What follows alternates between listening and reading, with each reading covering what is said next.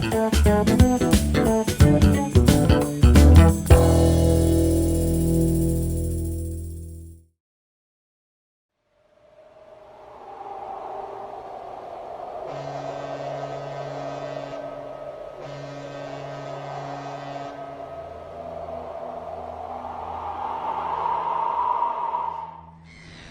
next morning, continued Uncle Larry, Eliphalet overslept himself, and when he went down to a late breakfast he found that the Suttons had gone to New York by the morning train. He wanted to follow them at once, and again he felt the mysterious presence overpowering his will. He struggled 2 days, and at last he roused himself to do what he wanted in spite of the spook. When he arrived in New York it was late in the evening. He dressed himself hastily and went to the hotel where the Suttons put up, in the hope of seeing at least her brother. The guardian angel fought every inch of the walk with him, until he began to wonder whether, if Miss Sutton were to take him, the spook would forbid the banns. At the hotel he saw no one that night, and he went home determined to call as early as he could the next afternoon, and make an end of it. When he left his office about 2 o'clock the next day to learn his fate, he had not walked 5 blocks before he discovered that the wraith of the Duncans had withdrawn his opposition to the suit. There was no feeling of impending evil, no resistance, no struggle, no consciousness of an opposing presence. Eliphalet was greatly encouraged. He walked briskly to the hotel. He found Miss Sutton alone. He asked her the question, and got his answer. She accepted him, of course, said Baby Van Rensselaer. Of course, said Uncle Larry. And while they were in the first flush of joy, swapping confidences and confessions, her brother came into the parlor with an expression of pain on his face and a telegram in his hand. The former was caused by the latter, which was from Frisco, and which announced the sudden death of Mrs. Sutton, their mother. And that was why the ghost no longer opposed the match, questioned Dear Jones. Exactly. You see, the family ghost knew that Mother Gorgon was an awful obstacle to Duncan's happiness, so it warned him. But the moment the obstacle was removed, it gave its consent at once. The fog was lowering its thick damp curtain, and it was beginning to be difficult to see from one end of the boat to the other. Dear Jones tightened the rug which enwrapped Baby Van Rensselaer, and then withdrew again into his own substantial coverings. Uncle Larry paused in his story long enough to light another of the tiny cigars he always smoked. I infer that Lord Duncan, the Duchess was scrupulous in the bestowal of titles, saw no more of the ghosts after he was married. He never saw them at all, at any time, either before or since. But they came very near breaking off the match, and thus breaking 2 young hearts. You don't mean to say that they knew any just cause or impediment why they should not forever after hold their peace? Asked Dear Jones. How could a ghost, or even 2 ghosts, keep a girl from marrying the man she loved? This was Baby Van Rensselaer's question. It seems curious, doesn't it? And Uncle Larry tried to warm himself by 2 or 3 sharp pulls at his fiery little cigar. And the circumstances are quite as curious as the fact itself. You see, Miss Sutton wouldn't be married for a year after her mother's death, so she and Duncan had lots of time to tell each other all they knew. Eliphalet, he got to know a good deal about the girls she went to school with, and Kitty, she learned all about his family. He didn't tell her about the title for a long time, as he wasn't one to brag. But he described to her the little old house at Salem.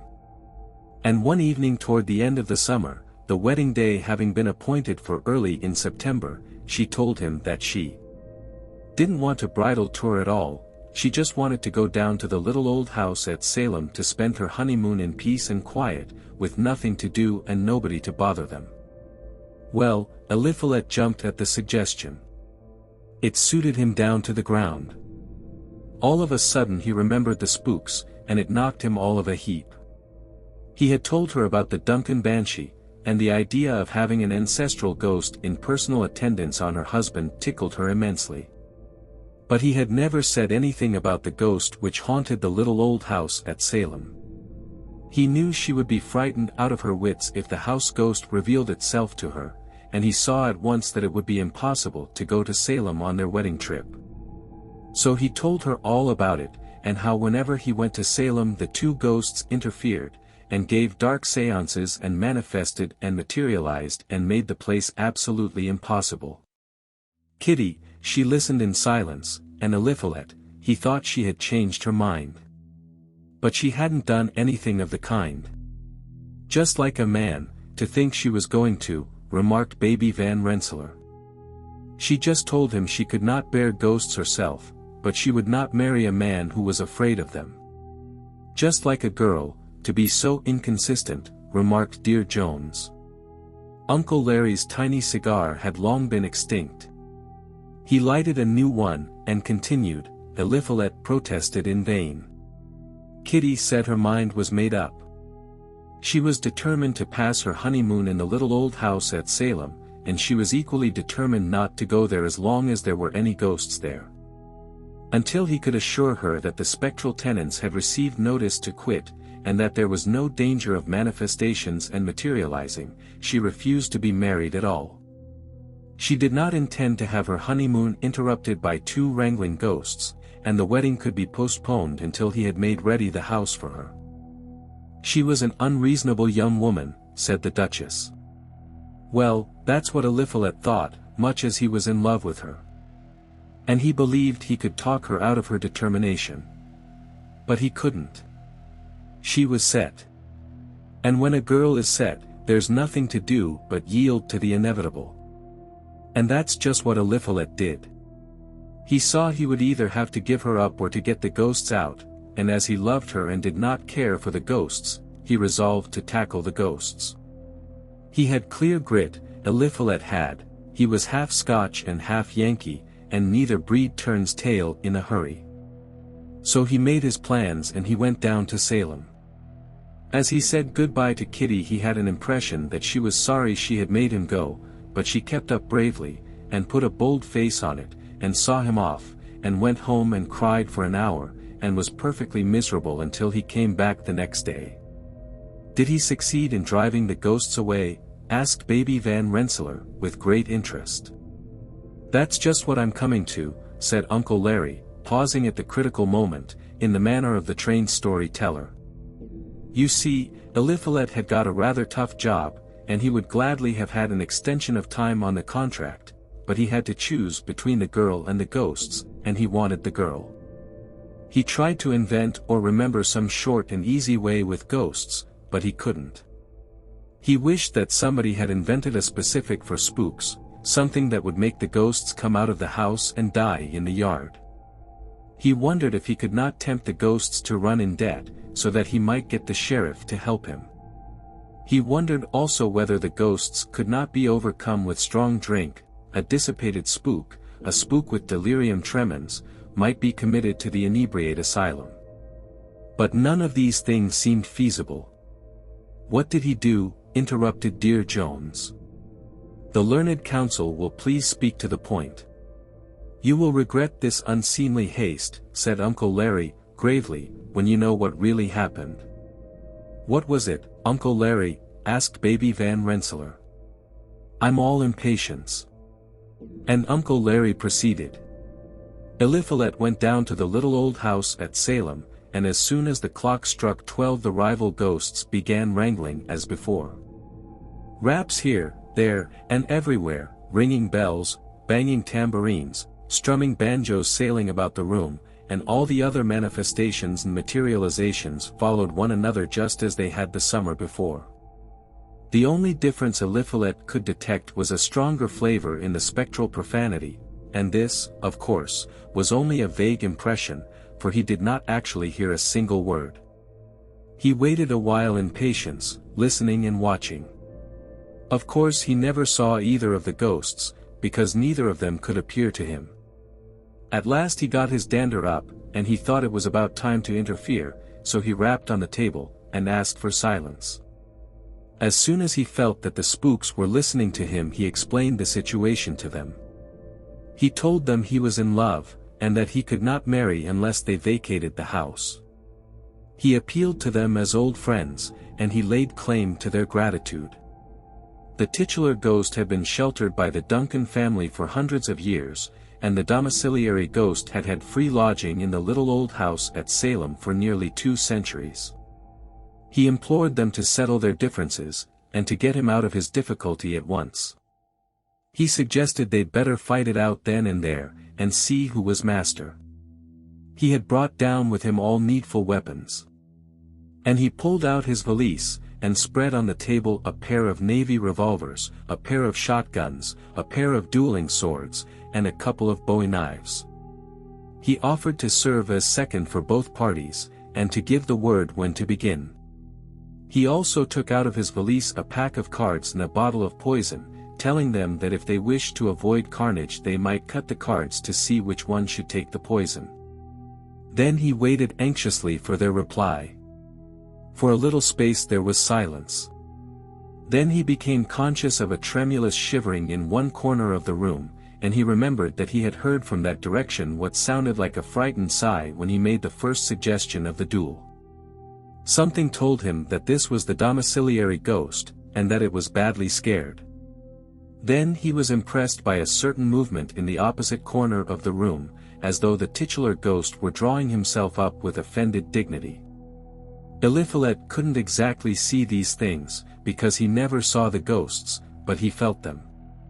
After a silence of nearly a minute a voice came from the corner where the family ghost stood, a voice strong and full, but trembling slightly with suppressed passion. And this voice told Eliphalet it was plain enough that he had not long been the head of the Duncans, and that he had never properly considered the characteristics of his race if now he supposed that one of his blood could draw his sword against a woman. Eliphalet said he had never suggested that the Duncan ghost should raise his hand against a woman, and all he wanted was that the Duncan ghost should fight the other ghost. And then the voice told Eliphalet that the other ghost was a woman. "What?" said Dear Jones, sitting up suddenly. "You don't mean to tell me that the ghost which haunted the house was a woman?" "Those were the very words Eliphalet Duncan used," said Uncle Larry, but he did not need to wait for the answer. All at once he recalled the traditions about the domiciliary ghost, and he knew that what the titular ghost said was the fact. He had never thought of the sex of a spook, but there was no doubt whatever that the house ghost was a woman.